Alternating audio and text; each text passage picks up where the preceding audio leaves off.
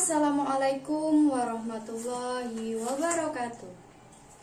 Halo anak-anak kelas 8. Bagaimana kabarnya hari ini? Semoga semuanya dalam keadaan sehat ya. Oke, berjumpa lagi dengan Ibu di pembelajaran Bahasa Indonesia hari ini. Nah, sebelum kita memulai pembelajaran, alangkah lebih baiknya kita berdoa terlebih dahulu supaya pembelajaran kita hari ini dapat memberikan ilmu yang bermanfaat untuk kalian, dan juga kita sama-sama berdoa semoga pandemi ini segera berakhir supaya kita bisa segera bertemu di sekolah kembali. Tetap semangat anak-anakku.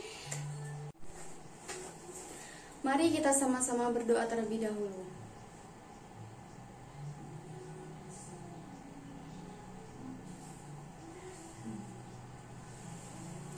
Oke, sudah berdoanya? Kalau sudah, mari kita lanjutkan masuk ke pembelajaran kita hari ini, yaitu mengenai ulasan karya kita.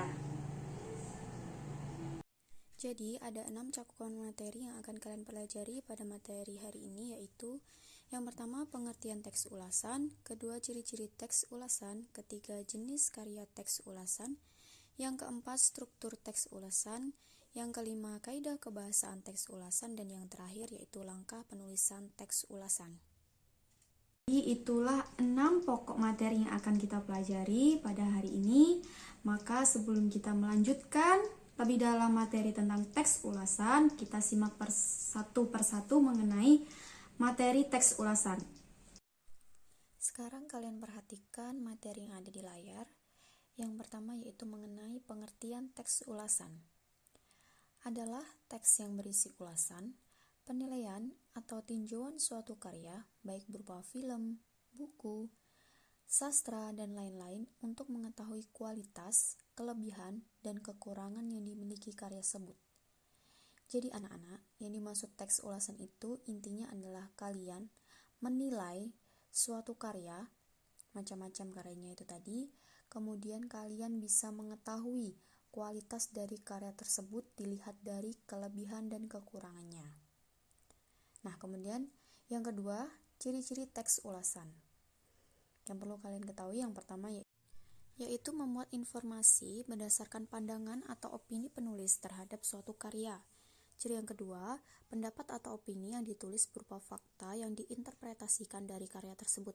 Jadi ketika kalian membuat teks ulasan, maka pendapat atau opini kalian harus berdasarkan fakta yang ada dalam karya tersebut.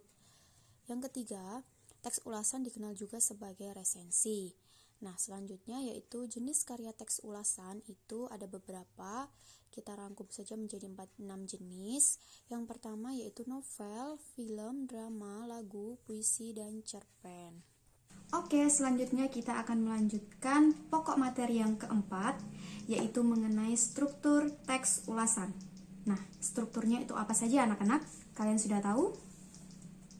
Oke, benar sekali ya. Mari kita simak penjelasan dari struktur teks ulasan berikut ini. Struktur teks ulasan itu ada 6 ya anak-anak. Yang pertama yaitu identitas.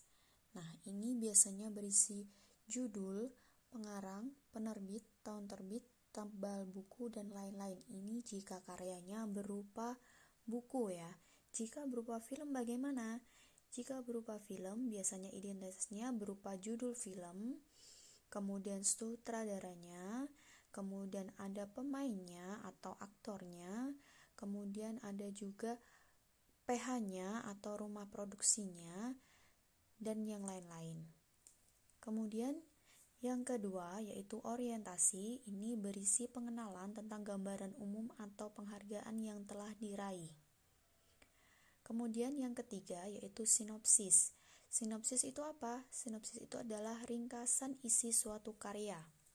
Kemudian yang keempat itu adalah analisis, yaitu berisi paparan tentang keberadaan unsur-unsur yang diulas, bisa berupa unsur intrinsik maupun unsur ekstrinsiknya. Kemudian struktur yang kelima yaitu evaluasi. Nah, dalam struktur ini berisi tentang paparan kelebihan dan kekurangan suatu karya. Kemudian struktur yang terakhir yaitu rekomendasi. berisi ajakan untuk menonton atau membaca suatu karya yang diulas. Jadi misalkan karyanya adalah sebuah buku, maka dalam rekomendasinya kalian akan disarankan untuk membaca atau tidak dari buku yang diulas tersebut. Ini adalah penjelasan mengenai teori dari struktur teks ulasan itu apa saja ya. Nah, sekarang kita coba menganalisis struktur teks ulasan berdasarkan sebuah contoh teks ulasan. Ini Ibu sudah sediakan di layar. Silakan kalian perhatikan. Di sini ada sebuah contoh dari teks ulasan. Contohnya adalah berupa ulasan sebuah buku. Nah, sekarang kalian perhatikan. Ada 3 hal yang Ibu tandai. Yang pertama ada identitas, itu paling atas ya, ada identitas. Kemudian yang kedua ada orientasi, yang ketiga adalah sinopsis. Nah, untuk unsur yang lain atau struktur yang lain kita akan pelajari nanti di belakang. Kita bahas satu persatu terlebih dahulu mengenai unsur-unsur dari teks ulasan ini. Nah, supaya kalian lebih jelas tentang struktur ini, karena tulisannya terlalu kecil, maka kita perbesar atau kita bahas satu persatu. Nah, sekarang kalian perhatikan struktur yang pertama, yaitu identitas buku. Kalian bisa lihat identitas buku. Tadi meliputi apa saja anak-anak? Bisa meliputi judul, penulis atau pengarang, jenis buku, penerbit, cetakan, tebal halaman, dan lain sebagainya. Nah, ini adalah contoh dari analisis struktur teks ulasan berupa buku atau novel ya. Selanjutnya yaitu mengenai struktur yang kedua, yaitu orientasi. Nah, sekarang kalian perhatikan contoh dari teks yang ada di layar. Kita baca ya. Judulnya yang pertama, Mawar Merah Matahari. Mawar Merah Matahari adalah novel ketiga dari trilogi Mawar Merah karya Luna Torasingu. Novel ini menceritakan tentang perjuangan seorang gadis yang merupakan pembunuh bayaran bernama Rachel, atau yang kadang juga disebut Elsa, untuk mencari sahabatnya Riva agar dapat mencegah perang terbuka antara kedua kelompok kriminal besar di Jepang. Dan seterusnya, kalian bisa lanjutkan membaca. Nah, orientasi ini apa? Adalah gambaran umum atau pengenalan dalam sebuah karya yang akan diulas. Nah, dalam contoh orientasi di layar, ini kalian bisa perhatikan ya, Mawar Merah Matahari ini pada paragraf ini menjelaskan tentang novel ketiga dari si pengarang Luna Torasingu. Nah, biasanya dalam orientasi ini dia hanya menjelaskan tentang si pengarang atau si novel ini merupakan karya keberapa atau penghargaan apa yang diperoleh dari karya ini. Nah, selanjutnya kita akan lanjutkan analisis yang kedua, yaitu sinopsis. Nah, kalau sinopsis pasti anak-anak sudah tahu ya.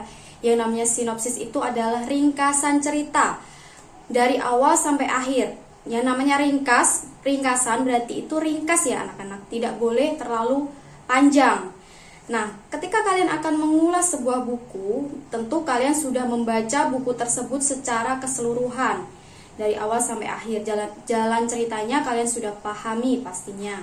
Nah, kemudian buatlah sebuah sinopsis. Nah, inilah yang dinamakan sinopsis atau ringkasan cerita.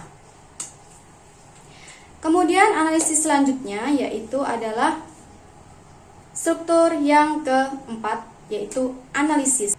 Nah, analisis itu biasanya berisi paparan tentang unsur-unsur intrinsik maupun unsur ekstrinsik dari sebuah karya itu. Nah, sekarang kalian perhatikan ya yang ada di layar ini, contoh dari analisis struktur dari bagian analisis. Oke, novel ini memberikan banyak pelajaran bagi pembacanya. Novel ini mengajarkan kita untuk belajar tegar menghadapi permasalahan. Selain itu, novel ini mengajarkan kita untuk terus melangkah maju meskipun masalah tersebut sangat sulit dipikul. Novel ini juga mengajarkan kita untuk belajar menghargai hidup, persahabatan, dan memahami keikhlasan. Ini adalah sebuah contoh dari analisis, bagian analisis. Nah, dalam paragraf tersebut dia memaparkan tentang unsur intrinsik dan ekstrinsik ya.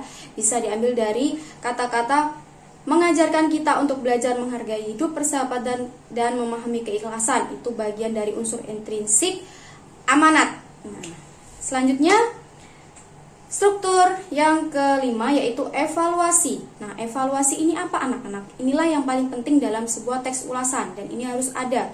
Tidak boleh hilang atau tidak boleh terlewatkan. Nah, dalam evaluasi ini ada dua hal yang harus dinilai, yaitu ada kelebihan dan kekurangannya. Nah, sekarang kalian baca contohnya. Kalian baca dulu ya.